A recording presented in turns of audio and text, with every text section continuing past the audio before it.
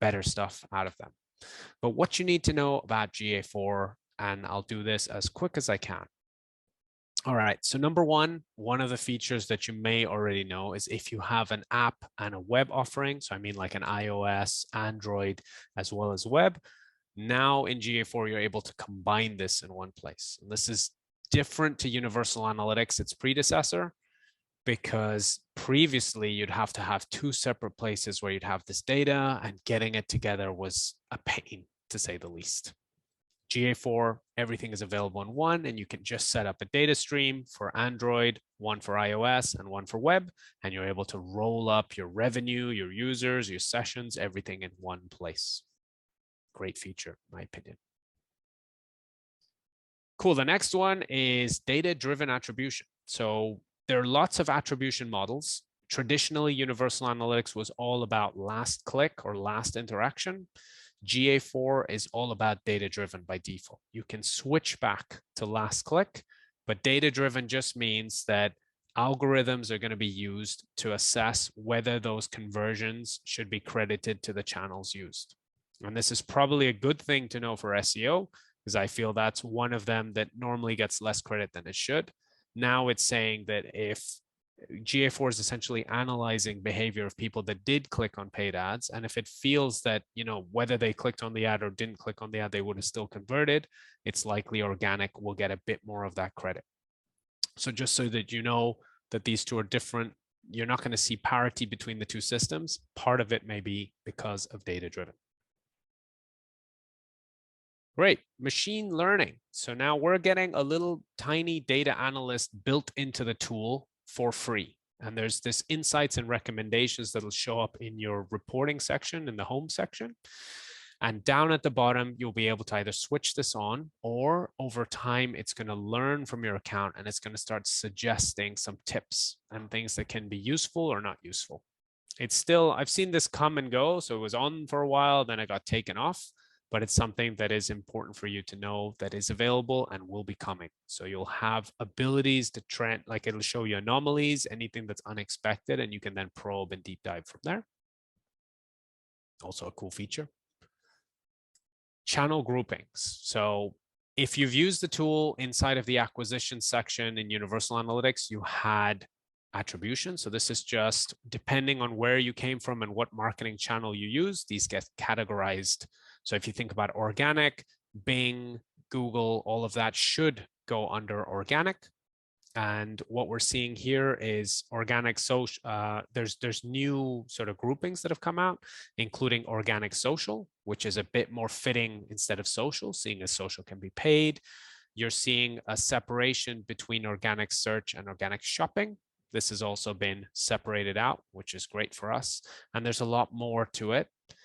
And thankfully, in the last, I think it's a couple of months, we are now able to customize these further ourselves. So inside of your admin panels, you can change up the rules, which wasn't previously available.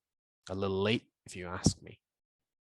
Cool. So this is some of the features. I do want to talk about some of the metrics that you're seeing in the account as well. So I'm going to start off with sessions, because I get about 300 questions around this, saying that my sessions don't match Universal Analytics, and there is a reason for this. The reason your sessions don't match is because they are measured differently in GA4. Previously in Universal Analytics, if you crossed over midnight, so think of one person using on the website, let's say at 11:59, when they crossed over to midnight, that would increase the session count. So that same person would be 2 sessions instead of 1. That is one of the reasons GA4 has less sessions than Universal Analytics.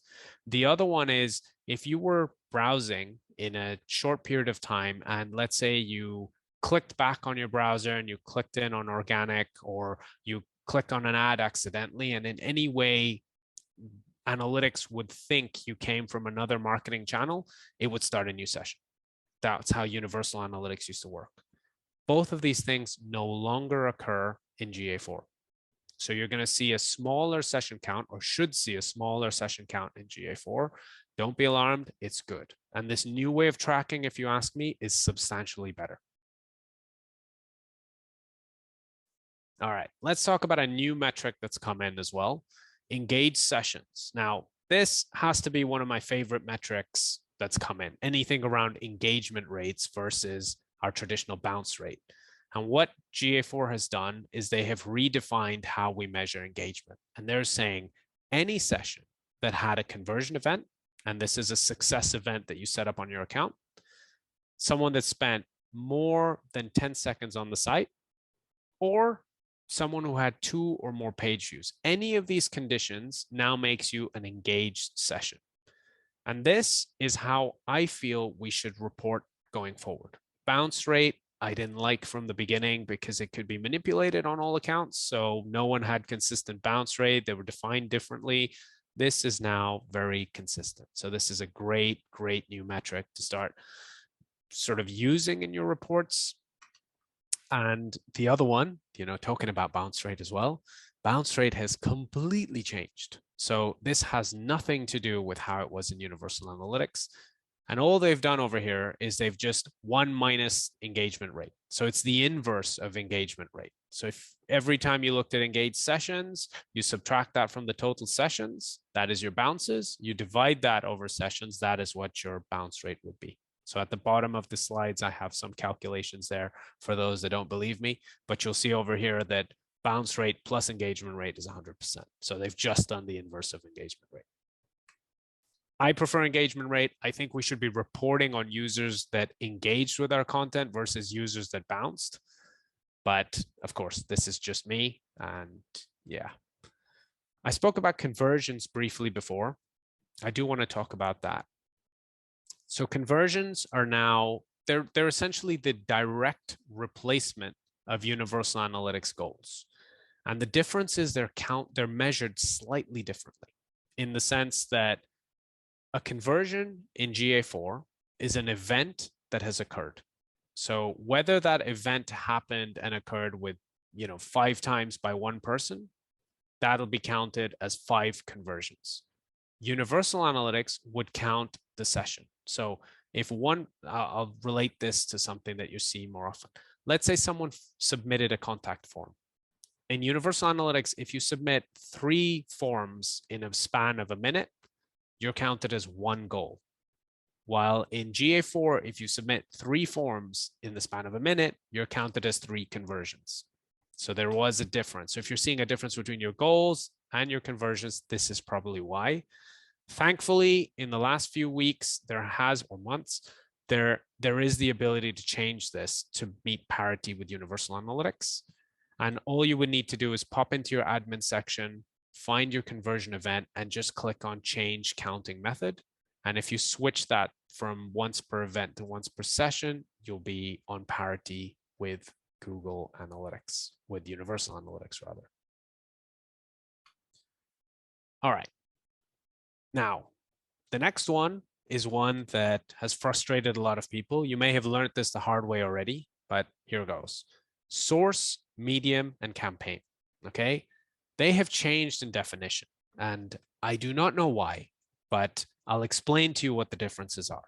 Why they decided to recycle terms that everyone was happy with, beyond me. Again, I'm pro GA4, but essentially, whenever you're looking at your reports, make sure instead of using source, medium, and campaign, you're either using first user source, or better yet, if you wanted parity with Universal Analytics, session medium, session source, session campaign, session default channel grouping. These are going to give you better results. And just to showcase how painful the results can be, if you have a look over here, I'm comparing. If you just wanted to know how many sessions by source medium, over here I can see 15 conversions by 12 sessions. This would be extremely alarming. Yet if I use session, source, and medium, this makes a lot more sense. 300 sessions, 15 conversions. So be very careful with the metric you use over there. Okay, we're done with sort of us understanding a bit more about GA4 and some of the nuances. Let's go straight into the 8 tips for SEO. Now, if you liked this ClearScope webinar snippet, don't forget to share, like, and subscribe so you don't miss out on more great tips and strategies from the industry's best SEOs and content marketers. make sure to check out the ClearScope YouTube channel for more great content